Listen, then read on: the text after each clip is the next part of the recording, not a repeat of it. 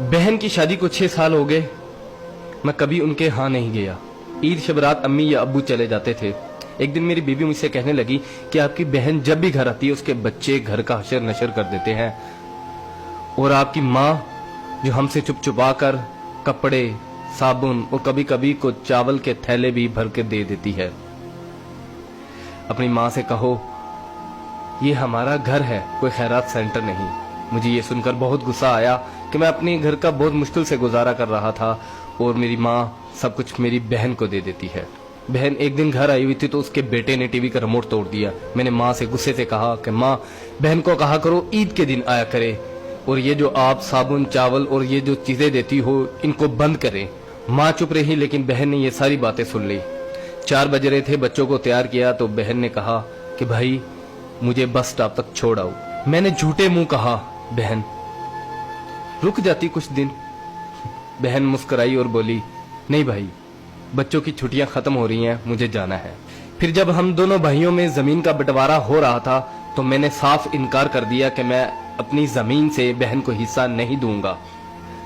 तो माँ ने कहा कि बेटी का भी तो हक बनता है। मैंने गाली देते हुए कहा जो कुछ भी हो जाए मैं बहन को हिस्सा नहीं दूंगा। मेरी बीवी ने भी बहन को बुरा भला कहा, वो बेचारी खामोश थी। बड़ा भाई अलहदा हो गया और मेरे बड़े बेटे को टीबी हो गया और मेरे घर के हालात खराब हो गए। जितना सब कुछ था मैं उसके इलाज पे लगा चुका था। मेरे पास इलाज करवाने के पैसे नहीं थे, मैं बहुत परेशान था।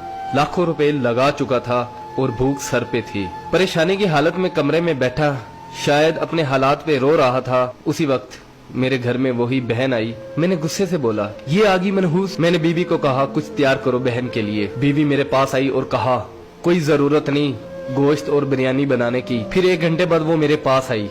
भाई परेशान हो। बहन ने मेरे सर पे हाथ फेरा, कहा बड़ी बहन हूँ तुम्हारी, गोद में खेलते रहे हो, अब देखो मुझसे बड़े लगते हो। फिर मेरे करीब हुई और अपने पर्स से कंगन निकाले और मेरे हाथ पे रख दिए और आहिस्ता से बोली पागल तू एम ही परेशान होता है। बच्चे स्कूल थे, सोचा दौड़ते दौड़ते भाई से मिल आऊं। ये कंगन बेचकर अपना खर्च करो और अपने बच्चे का इलाज करवाओ। शक्ल तो देख जरा तूने क्या हालत बना रखी है। मैं खामोश था, बहन की तरफ देखी जा रहा था। बहन ऐसा से बोली किसी को मत बताना, तुमको मेरी कसम है। मेरे माथे पे बोसा दिया और 1000 रुपया मुझे दिया जो 150 के नोट थे, शायद उसकी जमा पूंजी थी। मेरी जेब में डालकर बोली बच्चों को गोश्त ला देना और परेशान मत हुआ कर। जल्दी से अपना हाथ मेरे सर पे रखा, देख कितने बाल सफेद हो गए। वो जल्दी से जाने लगी तो उसके पैरों की तरफ देखा तो टूटी हुई जूती पहनी हुई थी और पुराना सा दुपट्टा ओढ़ा हुआ था। जब भी आती थी वही दुपट्टा ओढ़कर आती थी। बहन की इस मोहब्बत में मर चुका था मैं। हम भाई कितने मतलब प्रस्त होते हैं, बहनों को पल भर में बिगाना कर देते और बहनें भाइयों का जरा सा दुख बर्दाश्त नहीं करती। मैं हाथ में कंगन पकड़े जोर जोर से रो रहा था, उसके साथ मेरी आंखें भी नम हो गई। अपने घर में खुदा जाने वो कितने दुख सह रही होगी।